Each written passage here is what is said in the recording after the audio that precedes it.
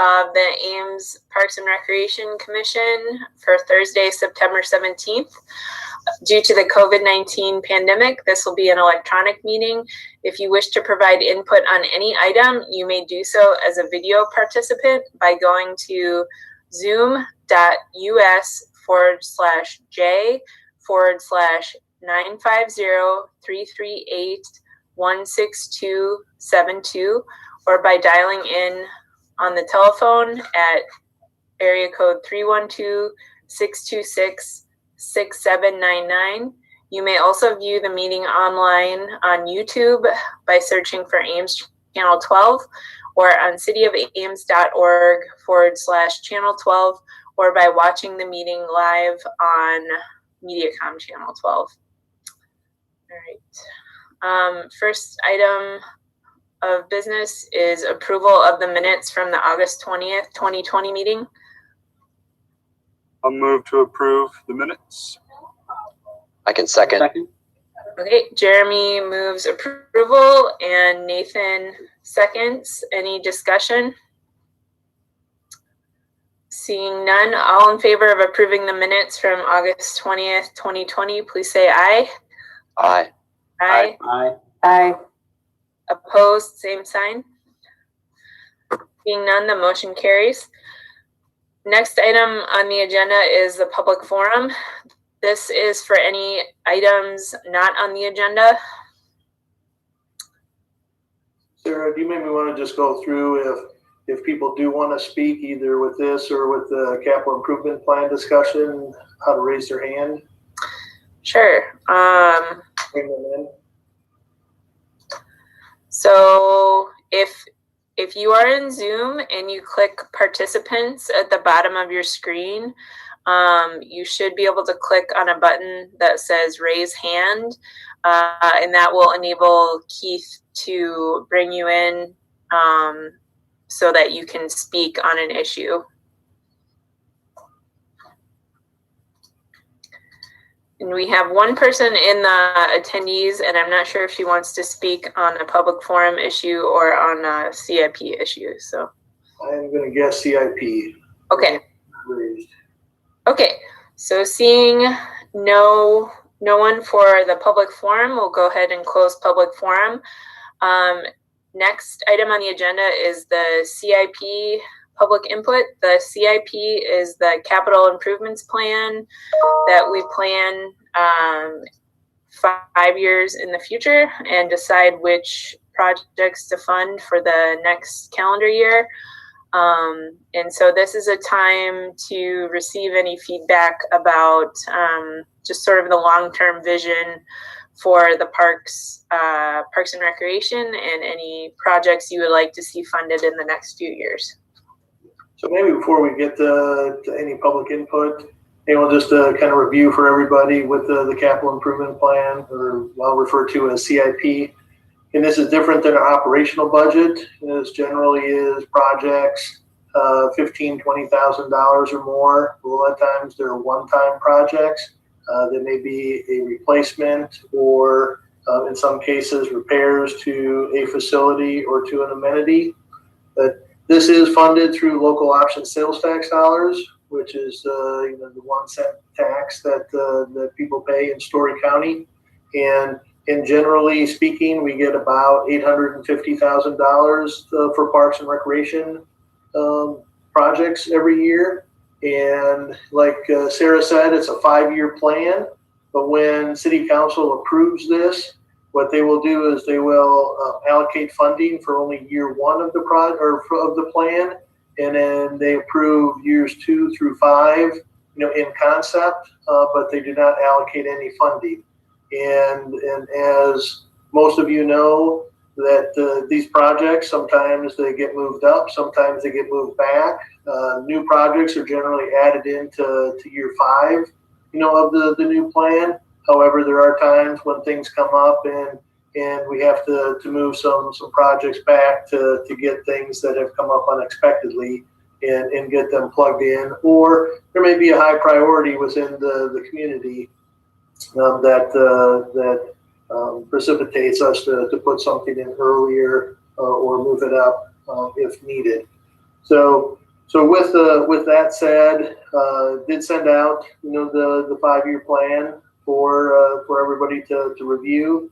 We did ask for input via email. We only had one person respond via email, and that person wanted to see the bridge out at the Carroll Marty Disc Golf Course between holes number 3 and 4, added, back in. We had taken that out due to safety reasons. We had a bridge inspection, but we are going to be reconfiguring the front 9.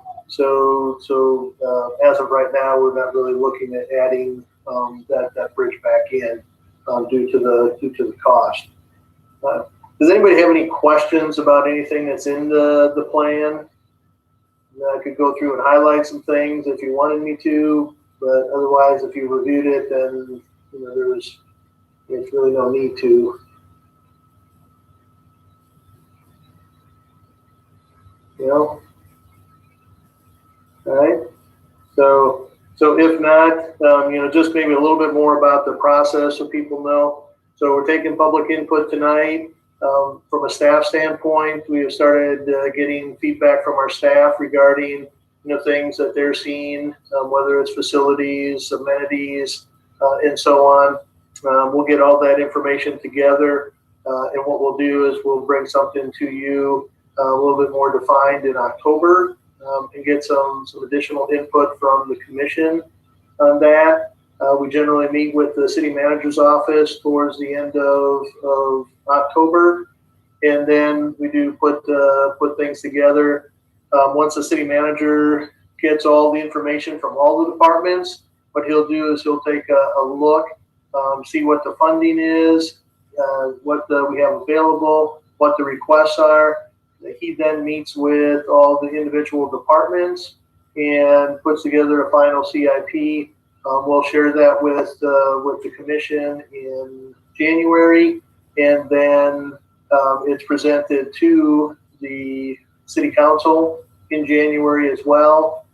They'll take some public input on that, and then they'll do the final approval in March when they do the budget also.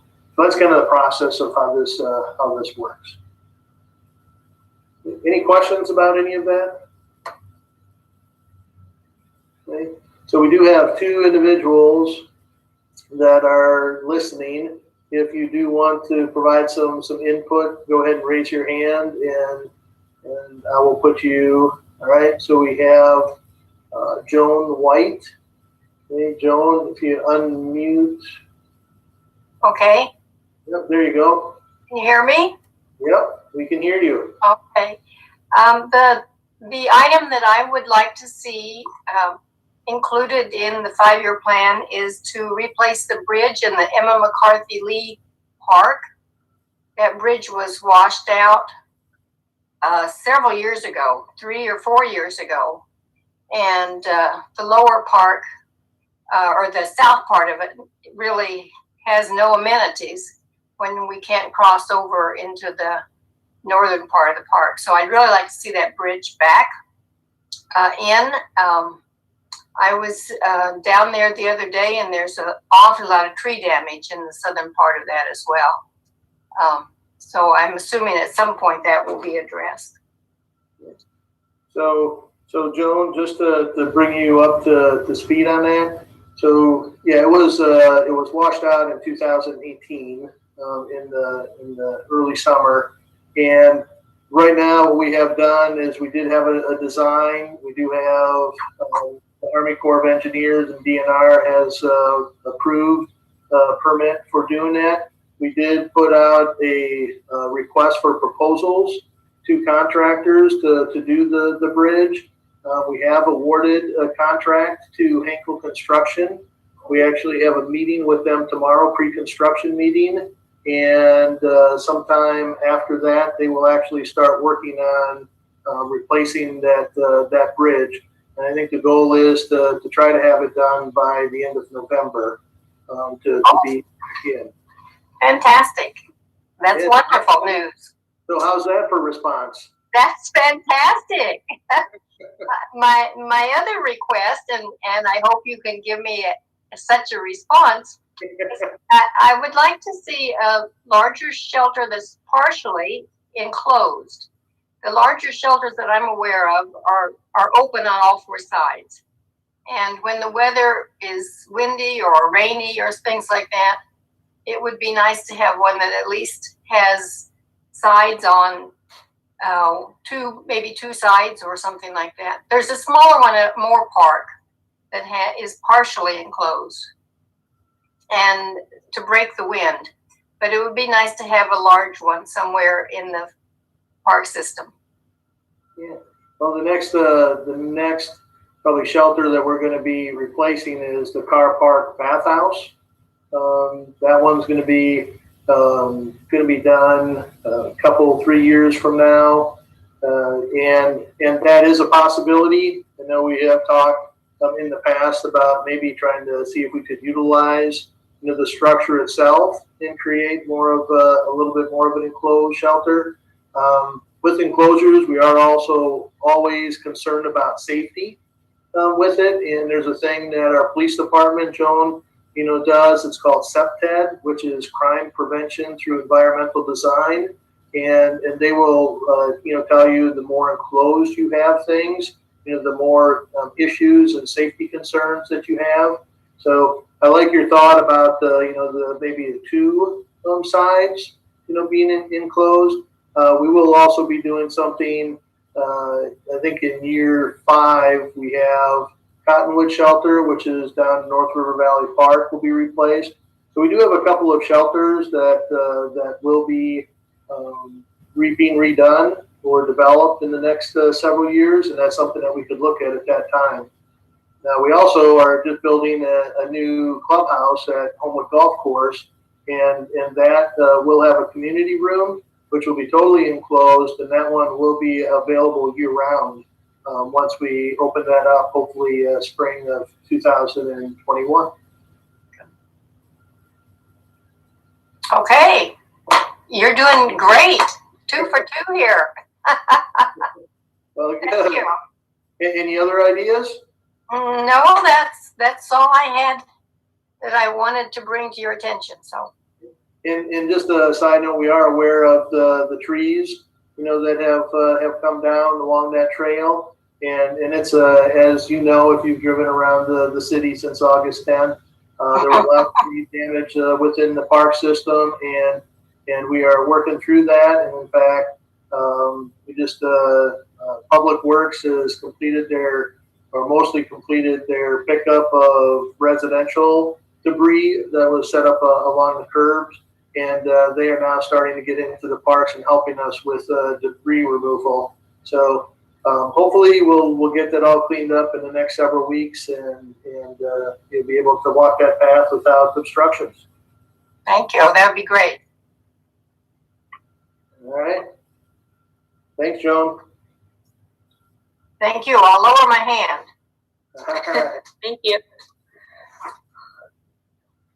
Lori, do you have any feedback or additions? Raise your hand, Lori, if you want to talk.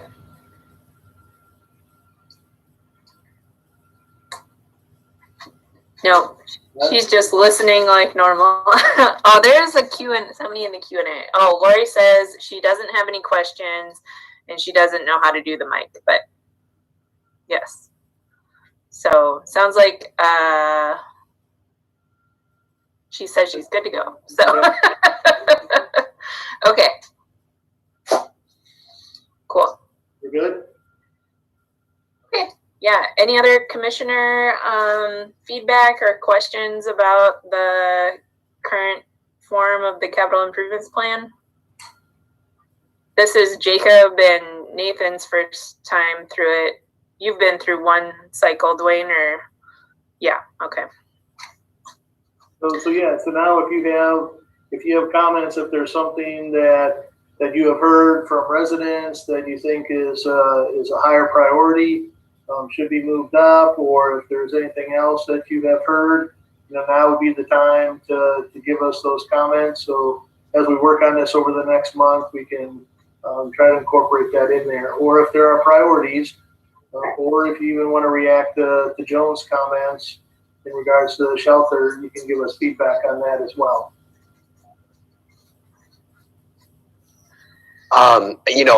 You actually answered my question with the disc golf course. It's so heavily used. I use it too. And it's just so much erosion and foot traffic through there. And you said you're going to refigure it. So that was the one thing I was going to talk about. So you already figured that out. All right. Thanks.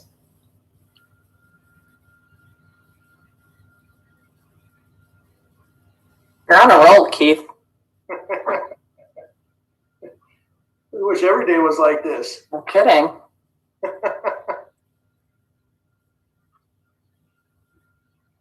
Anything else? Yeah, I mean, last year we had a couple of citizen ideas with the Ada Hayden wheelchair ramp and the Pickleball. oh yeah. So those, I mean, we did have that citizen input, and then we sort of had the emergency situation of the Brookside restroom and the bridge. So, this year seems like we don't have that as much. So, yeah. Thankfully. And if people have other ideas, they can always still email me with their thoughts. Keith.abraham@cityofames.org, and we can entertain those any other ideas that people have.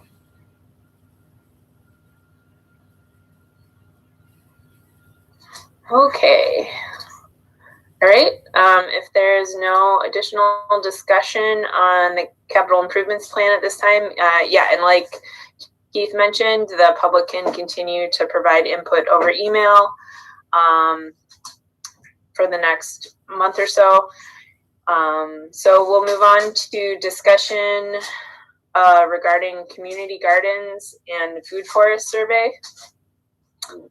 So I sent that out earlier today. Hopefully you had a chance to review it. And what we really just wanted to do is based on our conversation at the last meeting, we wanted to get some input from the public and see how much of a demand there is. What we'll do with the survey, we'll send it out through Constant Contact. So all of our users, everybody that we have an email address for, will get it. We'll put it on our website. We'll put it out on Facebook. We'll put it out there so people can respond.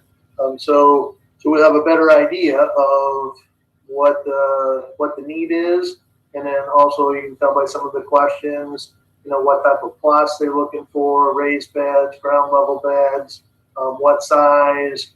Find out why do people do it, why don't they garden if they would like to, and some of those reasons why they don't.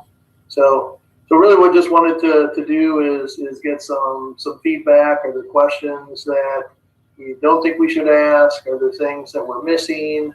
So just looking for feedback. Keith, I had two questions because I know I kind of knew what the community garden was, but I think Sarah kind of piqued my interest in saying that you're assigned a garden and maybe across town. So when you send this out and when you have this on the website, are you going to have kind of a lead up as to what they are and how, if you are allowed to do this, that you may not get it in your neighborhood? Yes. Yeah, so there is, and I didn't send that to you, but we have a description of why we're doing this. what the current gardens that we have and what we're asking people to help us with as far as giving, feedback. And that's why one of the questions, that we had asked, in August, we gave you some potential ideas as far as where these gardens could be instituted or installed. But one of the questions, we asked, where do you live? And we kind of broke it down into north, south, east, west, or central part of town to try to give us some ideas. So if people, say 100 people respond to this and 50 of them want a garden or live in the west end of town, then we should look for a space on the west end of town to try to make it more convenient for them. One of the other questions that we do have, it does ask, don't you garden? And one of the things is there's nothing close to home or nothing close to my home, might not be on a bus route, so that's what we're trying to ask a couple of those questions, but there will be a lead in to this to give them more information.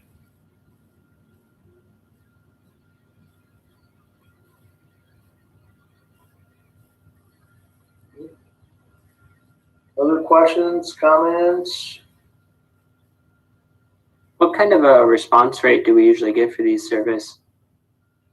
It really depends on what we do, and Kate, would you be able to unmute and share, some of, because Katie usually looks at this and says, hey, how many people opened up the survey? How many people, looked at the link? I know just with the capital improvement stuff, I think she told me yesterday there were at least, I think, 130 or so people that actually opened up the CIP document that we included. Kelly or Joshua, do you remember when we did the survey in April or early May regarding the pandemic? I thought we had pretty good response rate. I think we had did we have over 1,000 responses? I'm here. Can you hear me? Yep. So okay. I'm just pulling up Constant Contact now, and I'll tell you what we got on the last few here.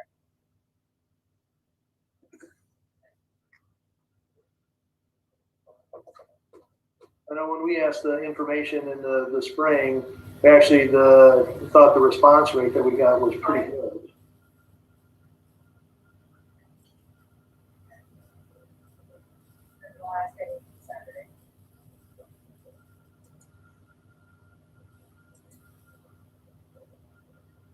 While Katie's looking for that information, is there any other? The fees are, I was just wondering why we asked questions 14 and 15. Okay. So we had conversation about that as staff, and yeah, I think I know which questions that you're talking about. So with that, one of the things that we're also trying to do is looking at the diversity and inclusion within the department. Who are we reaching? What are we offering?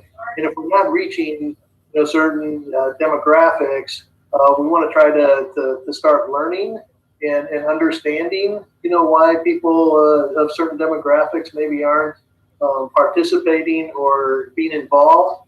So that's why we put that information in there, to at least give us some ideas, so we can then cross-reference questions as well. We could take question 14 and cross-reference it with why don't you garden, and be able to, we start making some correlations or using the data to help us understand why people aren't doing things or why they are doing things.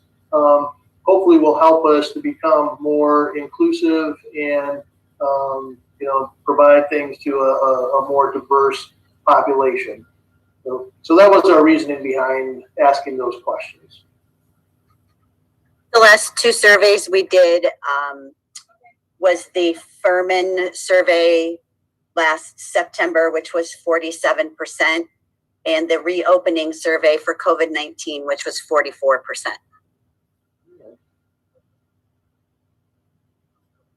Awesome. Thank you. Yeah, I was just kind of curious how representative the results would be in terms of a feel for what citizens of Ames were wanting. That's why I asked. Thank you for that. Yeah. Now, I will say, Jacob, this is not a scientific, survey, because we're sending it out to our users, and now our users, they might use Furman, they might not use Furman, they might rent the shelter, they might participate in 6 fitness classes a week, and anywhere in between. So that's why we try to get it out to other people, but at least it gives us some idea of what people are thinking.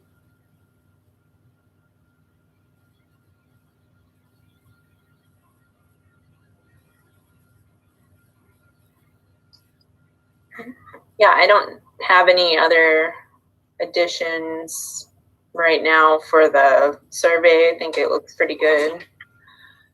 Oh. Okay. So I will also say that we talked about food forests the last time. We do have one question kind of references food forests, but I did reach out to the individual who sent the letter to council, regarding the request for food forests, and I have not heard back yet. So I'll continue to try to make connection and try to get more information so we can bring back more, concrete data and ideas, for you regarding that in the October meeting. One question that might be interesting to ask, and a sort of along the lines of a food forest, but is, would you be interested in any permaculture opportunities? And, and it would be a shared area perhaps where there would be perennial, because you do ask about berries and things like that, and those are typically perennial, that you're not just going to plant one year and then plant, continue to plant every year. So that might be, by having a permaculture perennial food area, that may be a way to dip your toes into the food forest without having to do a whole lot of extensive planning in terms of the layout and things like that. All right. Good. That's, definitely something that people living in multifamily housing, even if you're moving around to different apartments from year to year, to have something permanent, that is nice. So.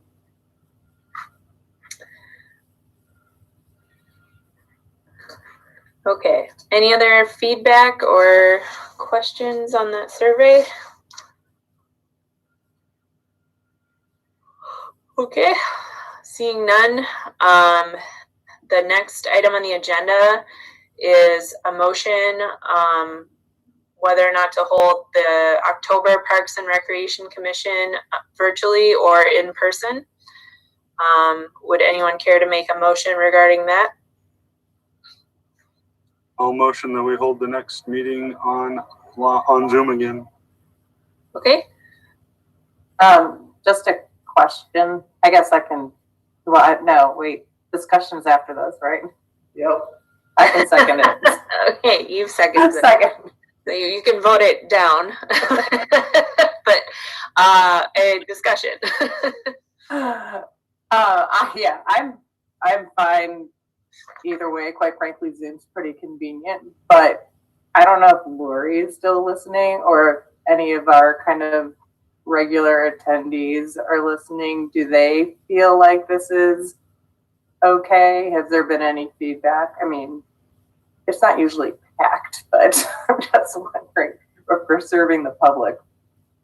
Do they want us in person? Lori, if you're still there, you can type feedback in the chat. Oh, she figured out the hand raise. Oops, you can talk now, Lori. Maybe. Yeah, if you want to unmute. Unmute yourself. Can you hear me now? Yep. I think this is actually more convenient because I can watch from home. So as long as I have the link, I think it's fine. I actually think it's better, but. So Lori, could you give your address for us?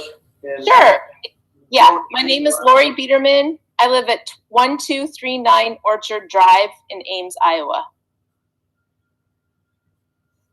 And I actually I was having trouble with my computer. I had one brief comment about the food forests. I don't know if I should put it here or I'm concerned because sometimes people forage and eat poisonous things.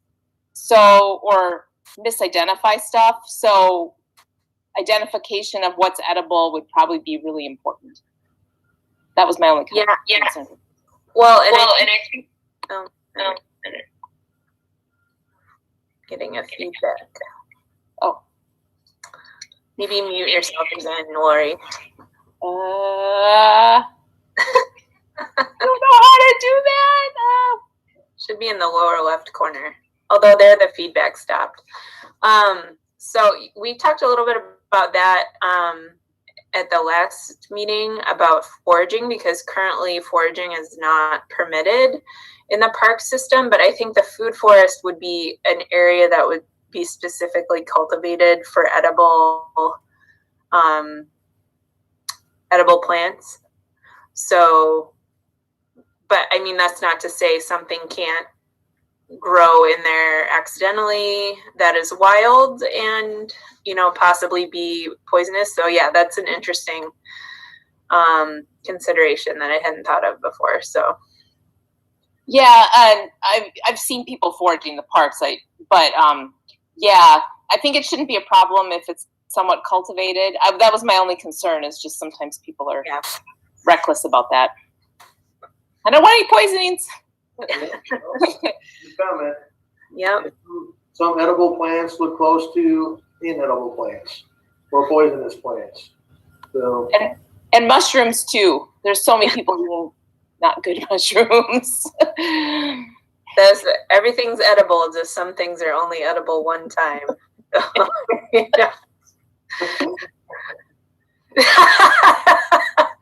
Josh will like that one. Somebody on Twitter told me that one, I think. So, cool. Well, thanks for that feedback, Lori. So, okay. So we had a motion on the table to hold the October meeting via Zoom. Any additional discussion? Nope. Seeing none. All in favor of holding the October Parks and Recreation Commission meeting via Zoom, please say aye. Aye. Aye.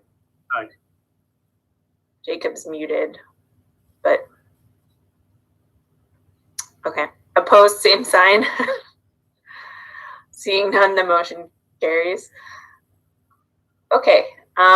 Next item on the agenda is an update on Parks and Recreation operations due to the COVID-19 pandemic. So in a minute, I'm going to ask Kelly just again give an overview of what we're doing facility-wise and what we're doing program-wise coming into the fall. But what I just wanted to do is just kind of give you an update from a budget standpoint, and just give you a couple of numbers. So again, we have different funds. One of our funds is the general fund, which is supported through program revenues, fees and charges, and then also property tax dollars. We have enterprise funds, the Homewood Golf Course and the Ames ISU Ice Arena, which there's no tax dollars that go to those two facilities. So their revenues have to cover their expenses. So those are the two that we're looking at. So in the general fund, just to kind of give you an idea, this is through August. All right, so through August, in the last fiscal year, which ended June 30th, our expenses were just under $800,000. This year, this current fiscal year, just for July and August, our expenses have been just under $400,000. So $400,000 reduction in expenses, and a lot of that is we have lower numbers, facilities weren't open, we didn't have to hire staff. You know, we're doing a number of things that we're trying to keep expenses low. The reason for that, if we look at the revenue side of all of our general fund, so this again would be baseball, t-ball, basketball, volleyball, soccer.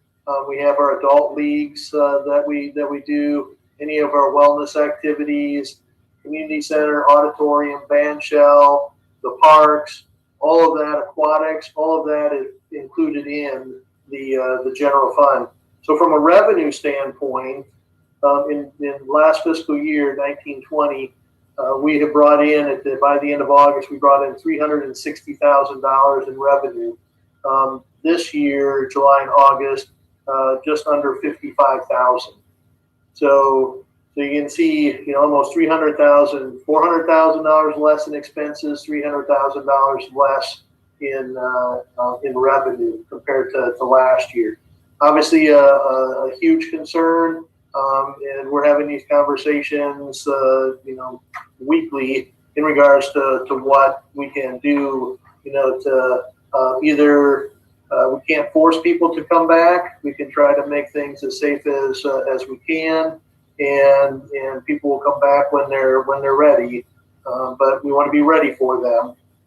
As far as Homewood, just to give you an idea, last year expenses were $44,000. This year expenses $42,000. So expenses are down a little bit. As far as revenues, last year was just over 67,000. You know, this year we're just over 71,000. So expenses are down a little bit compared to last year. Revenues up a little bit. Unfortunately, you know, revenue could have been up a lot more, but derecho, you know, we were shut down for 10 days. So that did not help. So in regards to the ice arena, last year expenses were 81,000. These are actuals, 81,000. This year we're just under 70,000. Revenue, however, last year was just under 39,000. This year we're just over 18,000. You know, at this point. So there's a big difference, and you know, we have more activities that are going to be going on, more rentals and so on. But just wanted to kind of give you an idea of where we're at for the general fund and for our enterprise funds. And again, this is something that we have conversation on weekly, and keep assessing and see what we can do. So any questions on the budget aspect of where we're at due to the pandemic? You know, if not, Kelly, do you want to give just an overview of maybe some highlights of facilities and programs, what's coming up? Sure. Thanks, Keith. So at Municipal Pool, as you guys have known, we've been doing lap swim since we reopened. Here, starting in October, we're going to start offering rentals. If people want to do a private rental, we're going to start offering rentals. We are going to start offering open swim. They will have to register and pay ahead of a time, so we can limit the numbers based on social distancing and the water and the shallow end and the deep end, and put all of those items together. So we'll be starting open swim in October as well. Swimming lessons start next week, Monday, so the 21st. Jill told me today numbers are actually looking pretty good. Probably not as good as last fall, but better than this summer. A lot of the classes had a max of 4 students, and there was many of them full, and just a few classes that had 1 opening. So swimming lessons are definitely looking better. As far as adult sports go, we are going to start indoor volleyball Monday, our adult league. I haven't counted the numbers from last year to this year, but just kind of looking at things, I'd say we're probably half the number of teams this year as last fall. We did have a few calls from teams just asking, what we were going to do. They had some players who were a little bit older or had health conditions, so they have decided to wait till the winter season. So we are going to start volleyball on Monday. We'll run an 8-week session. Fitness classes are the ones that, the outdoor classes are the ones that are going pretty well. We are going to be starting another session of outdoor classes in October. We'll be starting another session of indoor here in September. Nancy, the public wellness manager, is working on virtual fitness classes. We have a few participants who aren't ready to come back inside and don't want to work outside, but have emailed and said, I'm happy to pay for classes if they can be online. So Nancy's looking to start those the first week in October. Possibly salsa dance as well. The salsa dance instructor reached out to her and said, I'm ready to teach, whether that's in person. If someone has a partner that's in their family, they could obviously dance together. If not, they would have to dance separate. Otherwise, possibly online. As far as youth programs go, we started tennis lessons last Saturday, I believe, or the Saturday before, indoors at Ames Fitness Center. Start Smart on Saturdays, the soccer program for 3 to 5-year-olds with a parent, is starting. Next week, our youth soccer program is starting. I don't think the numbers are even half of what they were last fall. The numbers are definitely down for our youth soccer program. What else? Dance and gymnastics is out there to start next week, but the numbers are very, very low, so we will definitely not be starting that program next week. At the ice arena, we are having our first birthday party this weekend. So we're going to go back to allowing birthday parties at the ice arena. What else? Those are the big ones that I can think of. Nancy's been doing virtual taekwondo. I think we've talked about that before. Yeah, I think that's a pretty good overview, of what we have.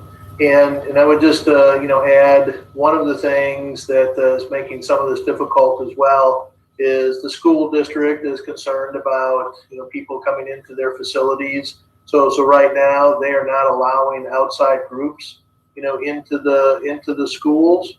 So as we're getting into, the youth basketball, adult basketball, I know Kelly and Ben have been having conversations in regards to how do we do this differently? How do we utilize maybe the community center?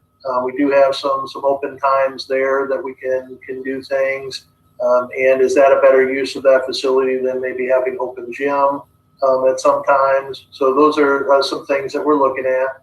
And then also just one other thing that we have done, with the city council passing a mask ordinance, so people do need to wear masks when they come into facilities.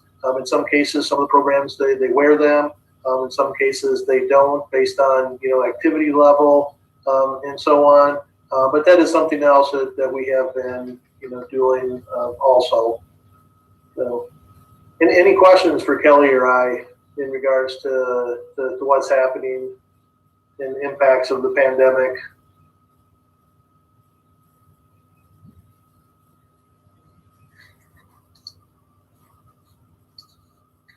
All right.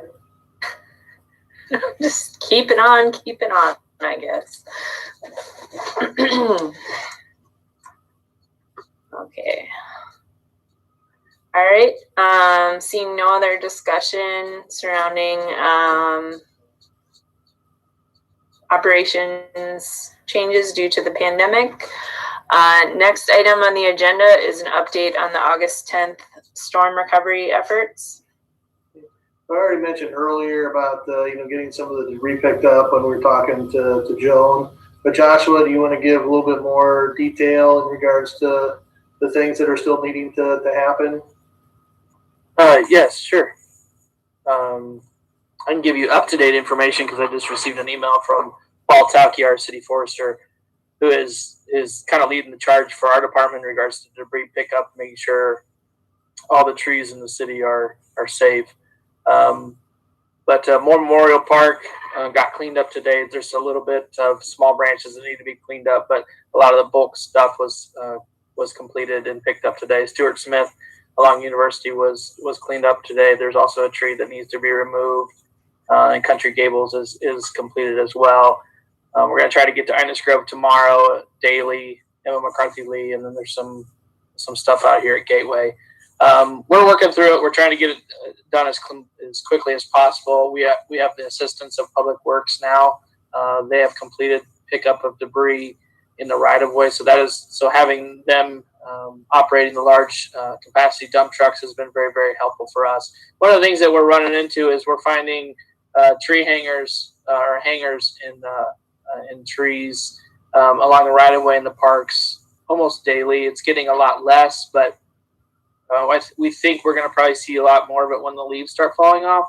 So that's one thing that we're, if you don't see our eyes on the road, our eyes are up in a tree if we're driving by. But no, we're trying to do both. But trying to make sure that we're assessing every tree, every public tree, and making sure and do an assessment to make sure that they're safe. So in regards to if you guys care, but in regards to the debris. The 3 dump sites, there's one on the middle school property, there's one by the power plant, and then one on East 13th Street. We sent a bid out to multiple contractors to have them respond in regards to giving us a price to grind the debris and to dispose of it. But we found out from Iowa Homeland Security that they did a statewide bid. And they're actually, the state of Iowa is actually going to handle all the debris grinding and disposal. So the city of Ames does not have to touch it at this point. So that's going to be a big help for us. It's really going to, lessen, there's virtually no cost to the city to have this completed. So that's going to be a big assistance to us. The plan is to have that start of the next 3 weeks or so, 2 to 3 weeks. That's exciting for us that we don't necessarily have to deal with it at this point. So, any questions in regards to that information? I was just thinking, if on Facebook or somewhere, if Parks and Rec wants to make a post that says these are the parks that we've been through, and if you see any additional hangers in these parks, who to contact about that. Or include that next time you send out an email, just because you don't necessarily want people alerting you to, I don't know. I mean, people can email about tree issues in parks that you haven't been to, but in parks that you've already visited, just to have a place for people to email you about any other damage that they notice, because things, we get a big wind and things crack further that were damaged in the storm or whatever. So, that's a really good point. We can easily do that. Set out a kind of an update of what we've done, and also our plan for the next week, coming weeks to get that work done. I will talk to Keith, talk to Katie, and get something squared away for that and get that sent out. Yeah, because I think, when the initial debris pickup was going on and we had the map just to say, here's where we've been, here's our first pass, that was useful for people who are, concerned that they hadn't been to the neighborhood yet. So there are 2 things. So just if anybody is watching from home, so you could call 515-239-5341. And that will put you in contact with Joe. And Joe works closely with the city forester. So you could, if you see something, you could call that number and report something. Also, if you go to the city's website, there is C-Click Fix, which is an online reporting tool that you could use as well. So I do want to just mention for everybody, just to clarify. So Joshua was talking with his overview, talked about a lot of different things, and there's the storm debris pickup for the entire city, which we have been involved with, but not necessarily because it is part of the right-of-way. The Parks and Recreation Department is responsible for the right-of-way, but it's not part of this commission's oversight. So just wanted to make sure that clarification. Anything within the parks, then the commission does have oversight, with that. But because of this event and everything that's so intertwined, with it, and just we kind of give you that complete overview. And also sometimes initially we spent our staff spent a lot of time in the right of way in helping electric and not being able to get into the park system because that obviously was a higher priority. But now we're getting into the park system, and like Joshua said, we hopefully will get that cleaned up in the next several weeks and be back to normal somewhat. Then we'll look at all of the stump grinding that needs to happen, and then also tree planting. Take a look at that as well. Any questions about that distinction at all? Thanks, Joshua. Thanks. Okay, any other discussion on the storm cleanup? Okay, next item on the agenda is project updates. Yeah, I think just a couple of things. So Brookside Restroom is now open. The project, besides a little bit of seeding, is pretty much ready to go, and that is open. The one restroom along Duff Avenue and Highness Grove just opened this week. So the renovations are done there. That one's open. We actually have a walkthrough tomorrow with the new restroom. Create a punch list and see what needs to happen there. Joshua and I were down at the Lowhead Dam site in North River Valley Park, and we did the bank reshaping, and they were actually poured concrete for some paths. We were down there, when was that, Monday, and I think they were going to pour on Tuesday. So that's looking pretty good, and hopefully they'll be able to get some seed down here soon as well. And did the groundbreaking for Homewood Clubhouse on Tuesday. Sarah and Dwayne were there, and already they poured footings on Monday for the new structure. When we were there on Tuesday, they were putting the rebar in for the walls. They have that framed up and looking at pouring the walls tomorrow, for the basement. So things are moving along, quite well. Like I mentioned earlier to Joan, we have the reconstruction meeting with the McCarthy Lee Bridge tomorrow as well, and then we're just trying to wrap up some loose ends on a few other projects and get some more going. So, and Joshua, any additional comments there? I think you hit it all. Any questions about any projects?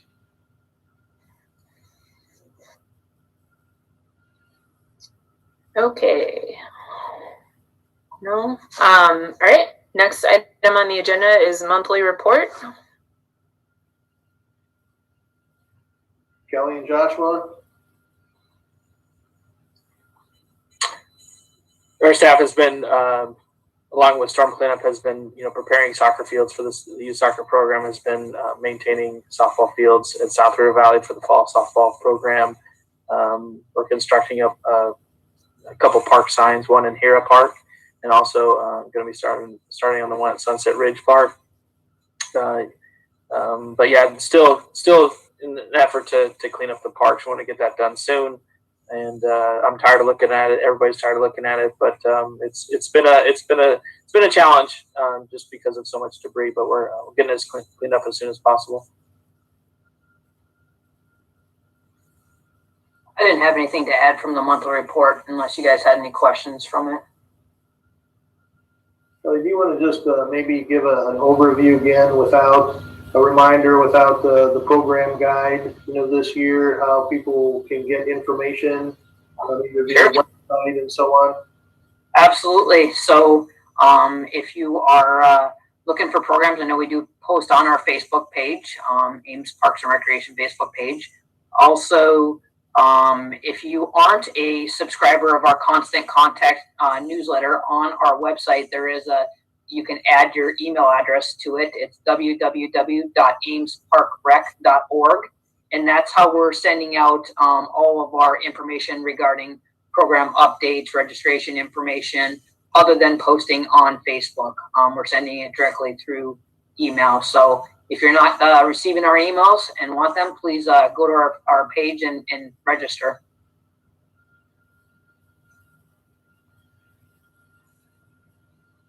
Okay, thank you, Kelly and Joshua. Any additional commission member comments? I'm signed up to go on a tour of the inclusive playground on Saturday. Is anyone else going? Yeah, I did. Eve is cool. I'm dragging former Parks and Recreation commissioners Ed and Alan with me, so so that should be fun. Yep. Right, Dwayne? I'm going. If I get to play on the rides, that's the only way. Yeah, I saw the pictures of the landscaping from the Ames Foundation, so I'm really excited to see how it's progressed in the last. It's been 3 months, yeah, since we toured it. So. Yeah, and you'll be impressed with all the color, the surface, yeah. and things. Yeah, you'll like it. That's great. Is there an official opening date for the park, or is this kind of? So some things that need to happen. We did, like I mentioned, we met on Tuesday to develop a punch list of some items that need to be finished. Once that is done, we will need to get some information from the foundation, which includes a financial report, and then also a letter from the contractor that it was constructed lien-free. And then we also, from designer, Snyder Associates, will need to get certification that the entire park was built to plans and specifications.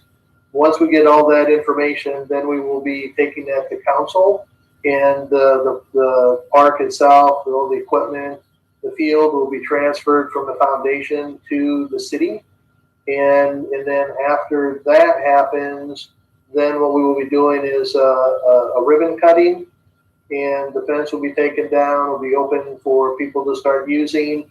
And then the foundation and the city have been having conversations about doing some type of a grand opening in the spring, where hopefully we can tie in maybe a Miracle League a game or an exhibition and some other activities and so on. So that's what we're looking for the spring. Considering the circumstances, we didn't feel it's good to get a lot of people. So again, I'll take this opportunity to really give a shout out to the foundation and some of the other members that were initially involved with the Miracle Park Steering Committee. A lot of time, a lot of effort, a lot of fundraising. And the city put in $50,000 for a design, and we're getting the community is getting a $2.3 million facility, which is just awesome. And it wouldn't have been possible without the work of Sheila Lund, Lynn Carey, Joshua Shields, and a lot of other people that have been involved in that. So I'll give a quick shout out to all of their efforts, and a big thank you for everything that they have done. Yes, thank you all. I mean, was it already 2 years ago we did the groundbreaking? I don't even know. It's crazy. Yeah, probably about 2 years ago. Yeah. Well, awesome. Any other commission member comments? All right. Our next meeting is Thursday, October 15th at 4 p.m. and that will be taking place on Zoom. And just a reminder to anyone who's watching this at home, if you do have any ideas or comments on the capital improvements plan, and that's the plan for the next 5 years of projects in the park system, to please email Keith prior to that meeting and we can discuss those comments at that time. So, all right. If there's no other comments, I would take a motion to adjourn. I motion to adjourn. All right. Meeting is adjourned.